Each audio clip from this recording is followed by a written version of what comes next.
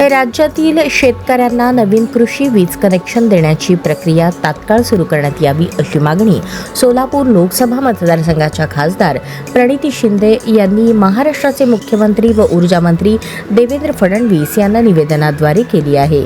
निवेदनात खासदार शिंदे यांनी नमूद केले आहे की महाराष्ट्र शासनामार्फत शेतकऱ्यांना देण्यात येणारी नवीन कृषी वीज कनेक्शन प्रक्रिया सध्या पूर्णपणे बंद करण्यात आली असून त्यामुळे राज्यातील अनेक शेतकरी मोठ्या अडचणीत सापडले आहेत। वीज कनेक्शन नसल्यामुळे शेतकऱ्यांना शेतीपंप चालवता येत नसल्याने अनेक ठिकाणी पिकांना पाणी देणेही कठीण झाले आहे। शासनाकडून सौर ऊर्जा योजनेचा पर्याय दिला जात असला तरी तो पूर्णपणे पुरेसा नसल्याचे त्यांनी स्पष्ट केले। सोलर प्रणाली दिवसा काही प्रमाणात उपयोगी पडते, मात्र रात्रीच्या वेळी शेतकऱ्यांना अंधारातच राहावे लागते।